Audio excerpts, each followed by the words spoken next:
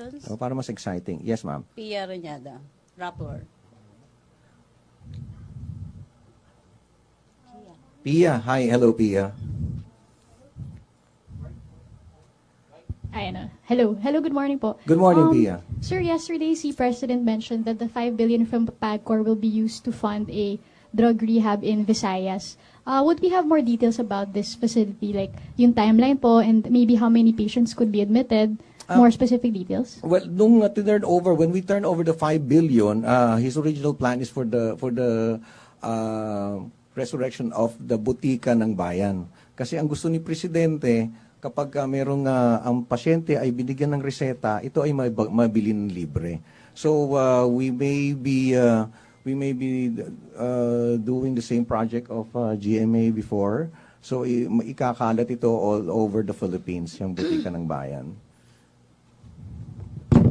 So, sir, no mention of the 5 billion going to any drug rehabilitation. Well, when we were with the president, ito ang kanyang particular, specifically ito yung sinabi niya.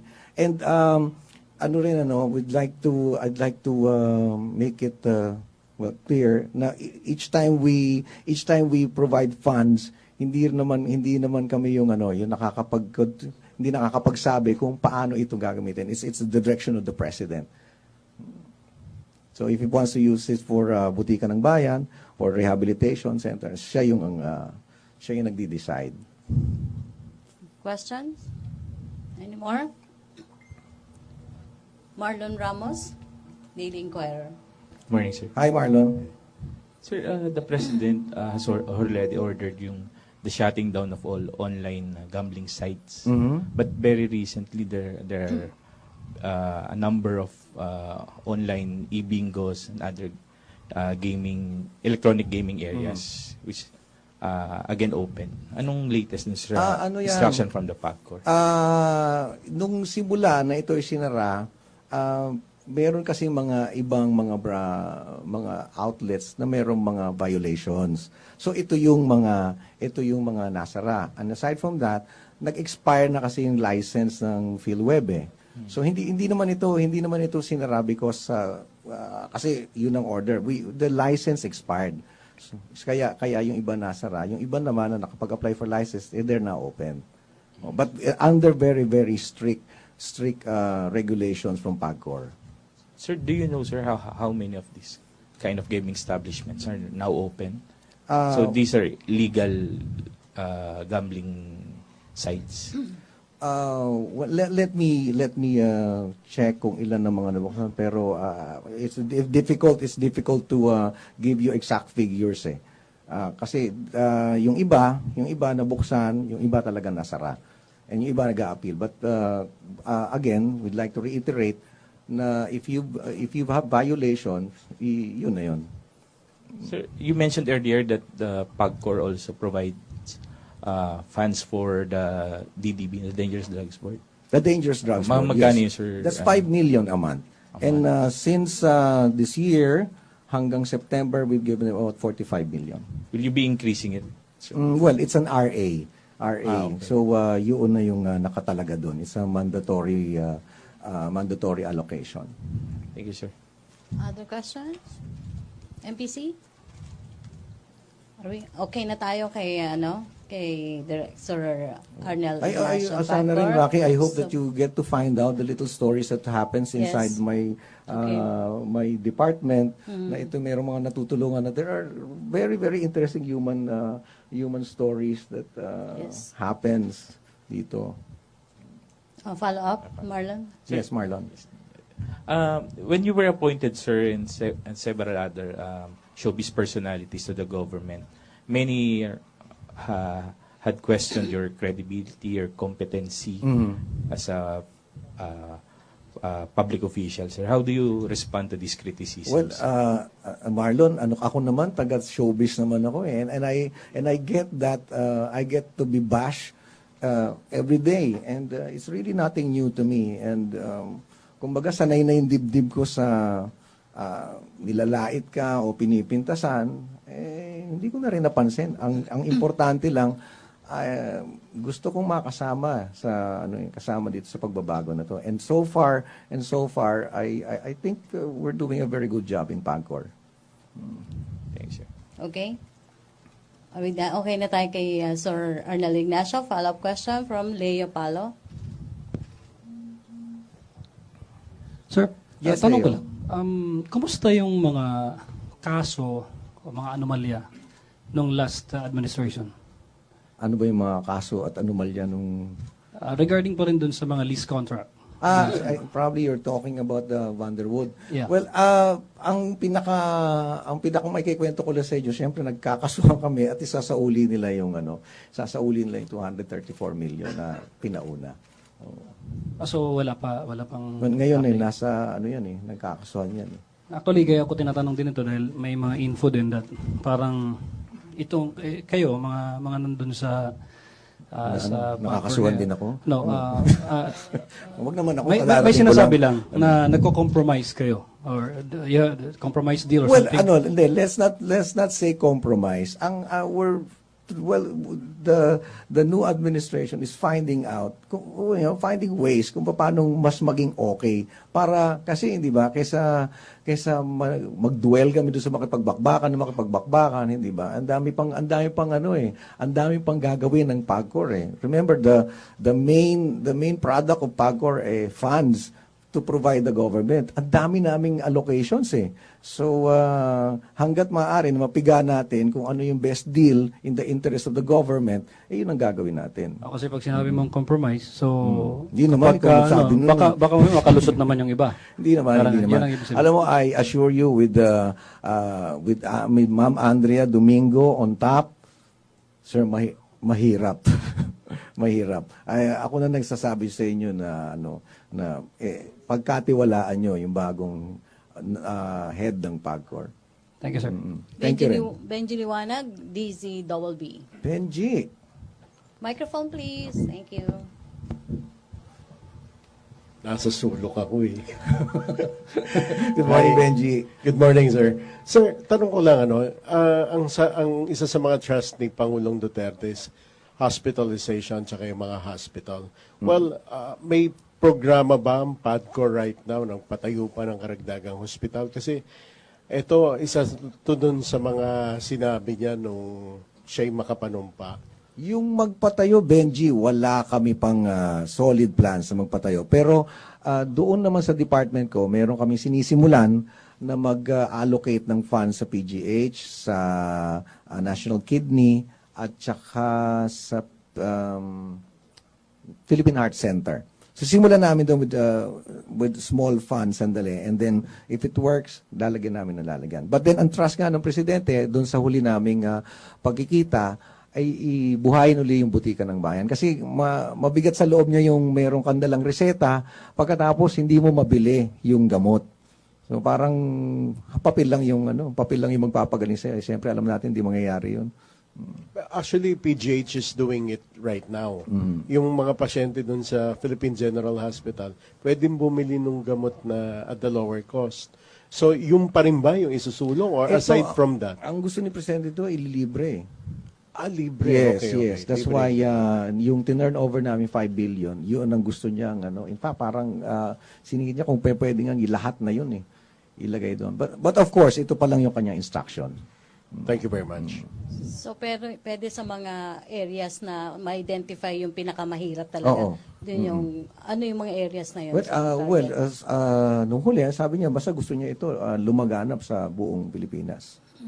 Lalong-lalo na doon sa mga lugar na ang hirap makabili ng gamot. Marlon, please Yes. use the microphone, please. Under DOH, Yes. not LGUs. Sa DOH. Okay. Thank you. Malaking yung press corps. Thank you, Sir Arnel Ignacio. ASEC Chris Ablan. Do you have any question for ASEC Ablan? Pia Ranyada, Rappler. Thank you, Sir Arnel. Sir, online, may mga nagsispread na news or rumors that the IED explosion yesterday that hurt the advanced party of the president was not really, did not really happen, na apparently parang soldiers were just accidentally shot at the convoy, and parang may rumor na they just made it up para, yun nga, yung conspiracy na ito yung reason to suspend habeas corpus. So parang it's spreading online, some people are sharing it. Is there any statement from the palace regarding this? Yes, that remains to be a conspiracy theory, Pia. And so we ask citizens to always verify the news that they receive in social media. The government will not sacrifice the lives of our soldiers, for the conspiracy theory that some citizens have been thinking about. So it is a conspiracy theory. Questions? Marlon? Sir, just last Saturday during the alumni homecoming of the San Beda College of Law, the President said dissent and criticisms are very important part of a democracy. But then the other night, on Monday night, the President said he may just include the human rights activists, advocates, dun sa mga ipapatay niya in this drug war. What do you make of that statement coming from the President? We appeal that citizens decide on the President's actions more than his talk. Although he may have said that last Monday, I have not verified that statement. As of now, there's no censorship at all in media or in human rights groups or in any those who protest against the government. We respect the right to assemble. We respect free speech. We appeal that citizens observe that the President walks the walk rather than his talk. So ano yun? Parang salita lang, just all talk coming from the President? It's not in any way like a veiled threat? Oh, no. There's no threat at all.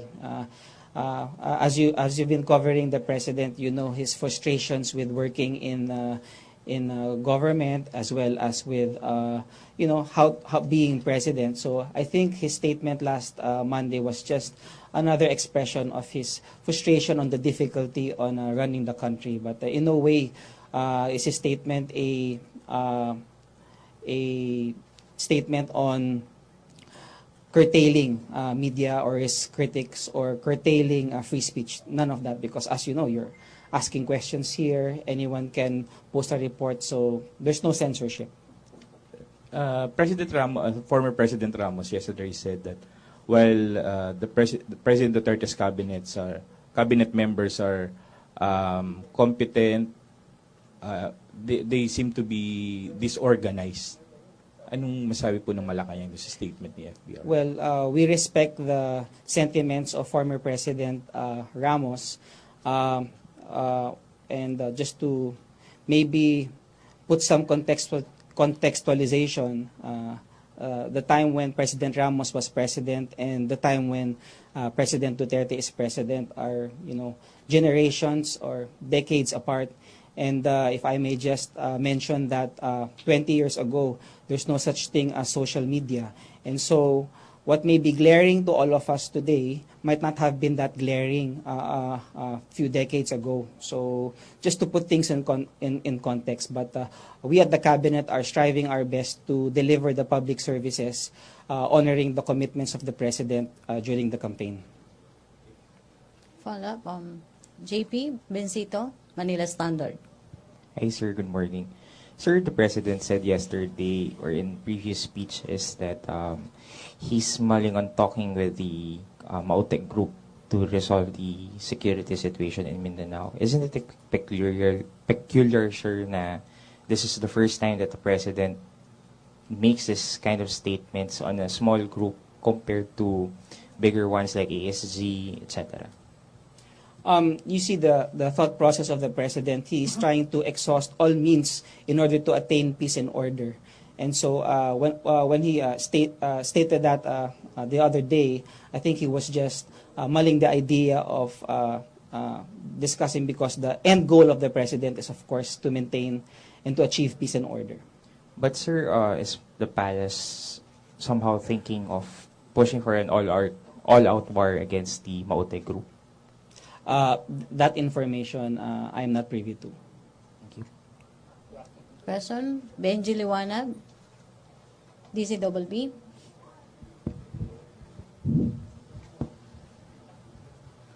Sir, good morning. Any update on the meeting of President Duterte with MNLF founding chairman Nur Miswari and also Pampanga Representative Gloria Macapagal-Arroyo? Thanks, Benji. From my end, I do not have any update on that meeting between Mr. Miswari and Congresswoman Macapagal-Arroyo. Thank you. Maricel or Marlon? Last. May microphone sa tabi mo, Ace, please. Just a follow-up to Sure. JP's question. Is the president joking or is he serious when he said yesterday that he wants to talk with the Maute group, which he said had already connected with the ISIS? Like I said, the expression of the president the other day is try to exhaust all possibilities to achieve peace and order, and so is considering, discussing with that particular group is in his line of thinking. But insofar as the AFP is concerned, I do not have information whether they are going to follow through with that proposal. So the president said that with sincerity. He's not joking. He's not. Like I said, when the president expresses his opinion, he with regard to peace and order, he wants to achieve peace and order. And if speaking with that particular group would somehow achieve peace and order and security in the area, then. So this government, the Duterte administration, is open to talking, to negotiating with a terrorist group. It's just considering. There's no confirmation or denial, but it's just considering. Denial of what? Consideration of what, sir? Well, like I mentioned a while ago, Marlon, when the president expressed that opinion, he merely wanted to express his desire to exhaust all legal ways and proper ways into achieving peace and order. But with regards to the AFP and probably the National Security Council, I'm not in a position to give a statement whether they are serious, whether the statement was going to follow through. Okay, thank you, Marlon. Last question, Alexis Romero, Philippine Star. Just to press the point, ASEC, the president himself said that the group is already connected with ISIS. Aren't we sending the wrong signal considering just the mere fact that we are considering talking to a group linked to ISIS?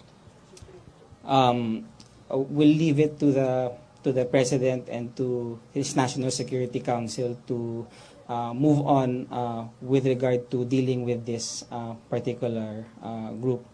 Suffice to know that there is no written statement that the government will coordinate or mediate or negotiate with this group. There is no written policy on that. It was just an expression made by the president the other day. Again, the expression was made because the president wants to exhaust all means on how to achieve peace and order in the country. But again, there's no written policy on that effect. Thank you, ASEC. Okay, last two, Celerina and then Benji Liwanag. Good morning, sir. Morning. Regarding to what is happening right now, this incident in Butig and the supposedly incident in Marawi and this one in near the U.S. Embassy, yung bomb, would that warrant the declaration of the suspension of the writ of habeas corpus? Or as a lawyer, sir, and or there is an ongoing assessment by the National Security Council regarding, or National Security Cluster regarding the possible suspension of that writ. There is no talk of any suspension of the writ or any declaration for that matter. These are incidents that occurred, and the authorities have tried to address, for example, if there are any lives in danger. But going back to your question, there is no sentiment of declaring any such declaration or any suspension of any writ for that matter. Whether or not that merits a suspension is something that only the president can decide on. So the lawlessness going on right now is still controllable? I don't know. Do you feel that there's a lawlessness outside? At least in some parts of the Philippines, like in Mindanao. Well, from what I know, the Proclamation 55 or 56 for that matter, is still in effect. But as you can see, we're able to go on with our day-to-day lives. The proclamation is there just to make sure that there is security, peace, and order around the country. Okay, thank you, Selarina. Last question na to, Benji Liwanag. Sir, binigyan kayo ng 10 days, Malacanang binigyan ng 10 days na Supreme Court on dun sa Marcos burial. Any reaction, sir? I don't know. I read the news that the Supreme Court gave the respondents, including Malacanang, 10 days to respond to the motion. I'm not privy whether or not the Office of the President received that particular action of the court, and we will just have to abide with the process. So I am sure the Office of the President will tackle that instruction of the court. Thank you very much. Okay, totoo na to sa Sec. Last question, Rose Cos, UNTV. Morning, sir. Statement po ng Hi, para Rose. sa mga ongoing protest as well as coinciding with Bonifacio Day. Well, we respect the right to assemble and the freedom of speech of all citizens. And so Malacanang respects the protest actions being organized today, Bonifacio Day, and of course has instructed the authorities to exercise maximum tolerance. And so we hope that those who are pursuing with the protests today, that they peacefully assemble. Okay, thank you. Thank you, Malacanang Press Corps. Thank you, ASEC, Attorney Chris Ablan. Thank you very much. Back to our main studio sa Radyo ng Bayan at PTB4. Thank you, ASEC.